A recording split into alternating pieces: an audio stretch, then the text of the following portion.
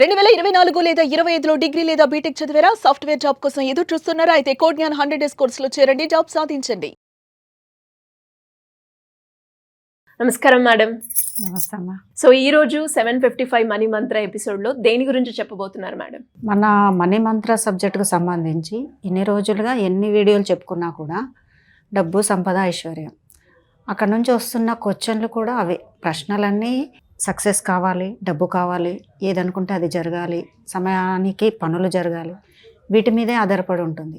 అన్నీ కూడా అలా జరగడం కోసమే ఏది చేసినా మన సక్సెస్ కోసం, మనం అనుకున్నది జరగడం కోసం, డబ్బు, సంపద, ఐశ్వర్యం కోసం.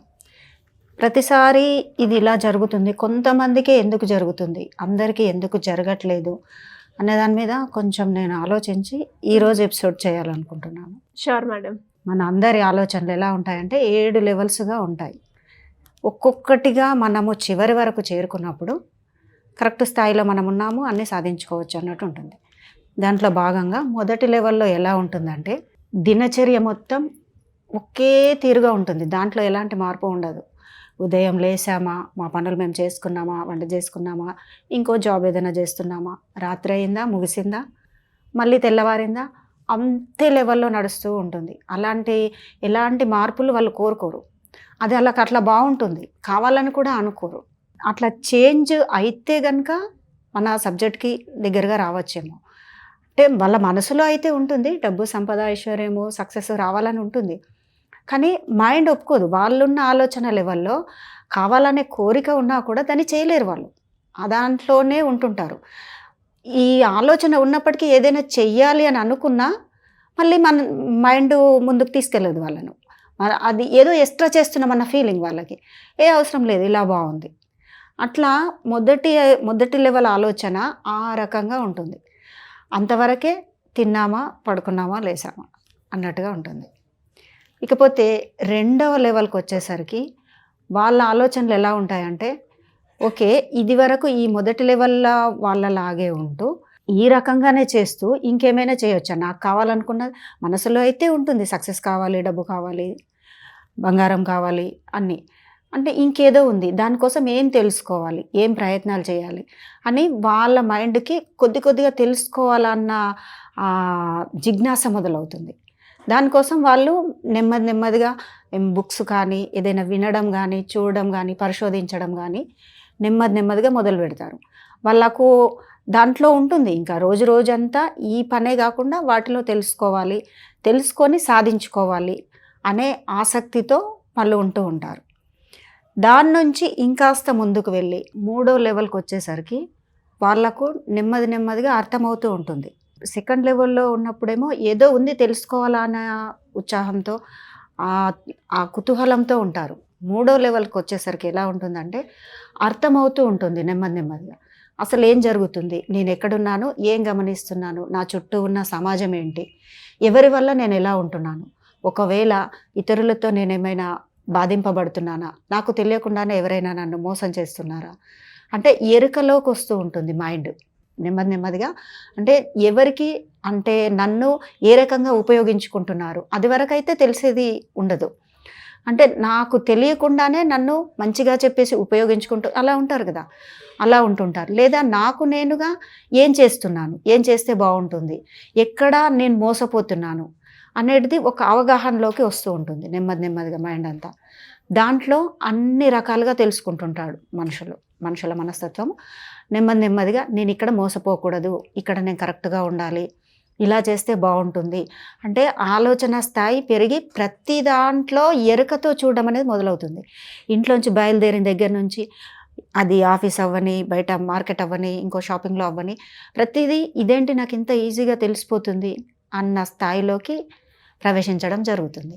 3వ లెవెల్లో తనను తాను తెలుసుకుంటూ ఈ చుట్టూ ఏం జరుగుతుంది అనేది అవగాహనకు వచ్చేస్తుంది. 3వ లెవెల్ నుంచి 4వ లెవెల్కి వచ్చేసరికల్లా అప్పుడు నెమ్మదిగా అర్థమవుతుంది, నా చుట్టూ ఉన్న వాళ్ళందరూ ఏ విధంగా నన్ను యూజ్ చేసుకోవాలని, ఉపయోగించుకోవాలని ఆలోచిస్తూ ఉన్నారు అని వాళ్ళ తత్వాలు, అంటే ఎదుటి వ్యక్తి తత్వాలు అర్థమవుతుంటుంది. తనకు తానే అనుకుంటుంటాడు, ఎందుకు ఇలా, వీళ్ళు ఎందుకు ఇలా ఉన్నారు, వాళ్ళు ఎందుకు అలా ఉన్నారు, నాకు తెలియకుండా నేను ఇన్ని రోజులు ఇలా చేశానా అనేది తనను తాను ప్రశ్నించుకోవడం మొదలు పెడతాడు. ఏది రైటు, ఏది రాంగు అంటే సందిగ్ధంలో ఉన్నట్లుగా ఉంటుంది. అక్కడి నుంచి ఆ ప్రయాణం అలా జరుగుతూ ఉంటుంది. అలా తనను తాను గమనిస్తూ బయట ప్రపంచాన్ని ఎవరు ఏ రకంగా అనుకుంటున్నారు, నిజం తెలుసుకునే ప్రయత్నంలో ముందుకు వెళ్తూ తర్వాత 5వ లెవెల్లోకి వెళ్ళడం ఉంటుంది. అప్పుడు తనకు తాను అర్థమవుతుంది నెమ్మదిగా. ఎలా ఉంటుందంటే ఈ 5వ తత్వంలోకి, ఈ 5వ లెవెల్కి వచ్చినప్పటికీ బయట ఎక్కడ ఏం చూసినా ఏమీ లేదు. ఎవరిని తప్పుపట్టడానికి లేదు, ఎవరిని ఉద్ధరించడానికి చూడడానికి కూడా లేదు. ఎవరిని మనం మార్చలేము, మనల్ని మనమే మార్చుకోవాలి. ఏది మనకు కావాలన్నా మన లోపలనే మనం వెతుక్కోవాలి. ఏదైతే ఉందో ఈ అనంత విశ్వం ఏదైతే ఉందో అది నాలోనే ఉంది, నాకు కావాల్సిన దాన్ని నేనే సృష్టించుకోవాలి. ఈ ఆలోచన అనేది 5వ లెవెల్స్కి వచ్చేసరికి తన లోపల స్టార్ట్ అవుతుంది. అప్పుడు అర్థమవుతుంది, ఇన్ని రోజులు నేను చేసింది ఇలా ఉంటుంది అనుకున్నానా, ఎవరో వస్తారు ఏదో చేస్తారు, అదేది కాదు. ముందుగా నన్ను నేను గమనించుకోవాలి. నేను చక్కగా నాకు కావాల్సిన దాన్ని నా ఆలోచనలతో నా లోపలికి ప్రయాణం చేస్తూ, అంటే అది బ్రహ్మముహూర్తంలో లేవడం లాంటిది, ధ్యానం చేయడం లాంటిది, అలా అప్పుడు చక్కగా అబ్బుతుంది అన్నమాట వాళ్ళకి. దాని ద్వారా తనను తాను తెలుసుకొని ఆ రకంగా దాన్ని డెవలప్ చేసుకోవడానికి అక్కడి నుంచి స్టార్ట్ చేస్తూ ఉంటాడు. 5వ లెవెల్ నుంచి 6వ లెవెల్కి వచ్చినప్పుడు అప్పుడు తనకు తాను ఇంకా తెలుసుకునేది ఏమంటే, ఎక్కడెక్కడ ఎనర్జీ ఒక వ్యక్తికి ఏదైతే ఉంటుందో అనవసరంగా ఈ ఎనర్జీ లెవెల్స్ ఎలా ఉంటాయంటే, మనం చూడడం ద్వారా, మాట్లాడడం ద్వారా, వినడం ద్వారా ఎనర్జీ లెవెల్స్ వేస్ట్ అవుతూ ఉంటాయి స్టెప్ బై స్టెప్గా.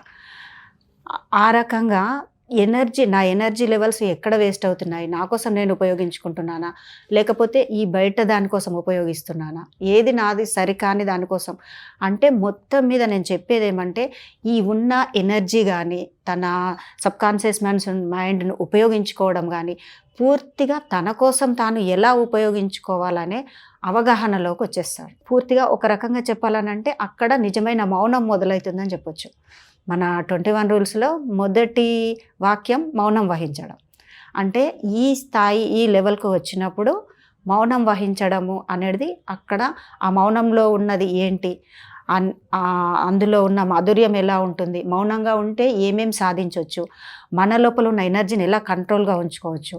మౌనం అనేది మాట మాత్రమే కాదు, మనసులో కూడా మౌనంగా ఉండడం. దాని ద్వారా మనకు కావాల్సిన వాటిని తన లోపల చూసుకోవడం అనేది అప్పుడు గొప్పగా తనకు అర్థమవుతుంది. ఆ తర్వాత చివరిది 7వది. అక్కడికి వచ్చేసరికి ఇంకా ఇవేవి అనిపించవు.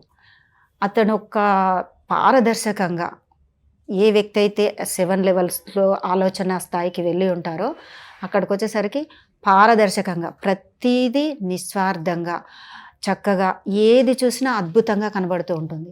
అక్కడ భయము, బాధ, ఈర్ష్య, ద్వేషము, కోపము ఎలాంటి నెగిటివ్స్కి కానీ సరికాని వాటికి ఎక్కడ స్థానం ఉండదు.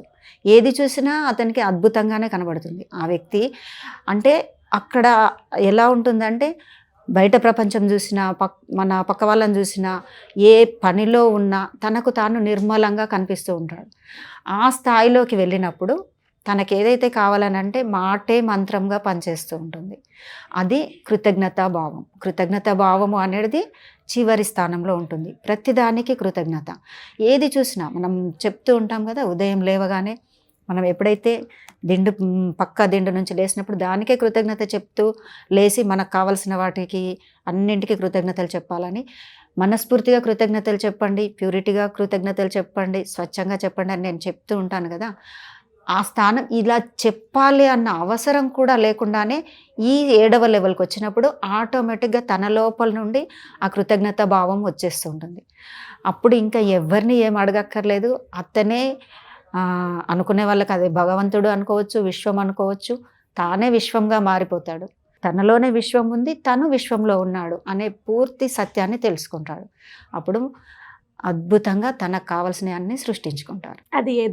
అది ఏదైనా సక్సెస్ అవ్వచ్చు, కోరుకునే డబ్బు, సంపద, ఐశ్వర్యం, ఏది కావాలన్నా కూడా ప్రతిదీ కూడా ఆ మార్గంలో వెళ్ళి ఆ ఆలోచన స్థాయి 7వ లెవెల్కి చేరుకున్నప్పుడు ప్రతిదీ చాలా ఈజీగా జరిగిపోతుంది.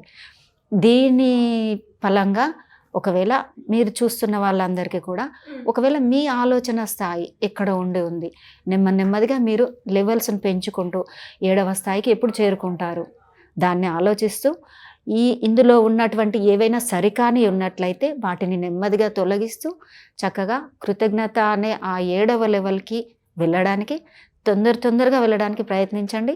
మీకు కావలసిన ఆ సక్సెస్లు, డబ్బు, సంపద, ఐశ్వర్యాన్ని చక్కగా సంపాదించుకోండి. డెఫినెట్గా మేడం, మీరు అన్నట్టుగానే ఏదైతే 7th స్టేజ్ ఉందో ఆ స్టేజ్ వరకు వెళ్ళడానికి మాకు మీ సలహా కావాలి అనుకునే వాళ్ళు ఎవరైనా కూడా ఇప్పుడు మీరు కండక్ట్ చేసేబోయే క్లాసెస్కి అటెండ్ అవ్వాలి అంటే ఏ విధంగా ఉంటుందంటారు మ్యామ్? ఫిబ్రవరి 8వ తారీఖున మన క్లాస్ ఉంటుంది. వీడియోలో స్క్రోల్ అవుతున్న నెంబర్స్కి మీరు కాల్ చేసి కనుక కనుక్కున్నట్లయితే మీకు కావాల్సిన పూర్తి వివరాలు మా టీం వాళ్ళు చెప్తారు. Thank you madam, thank you so much.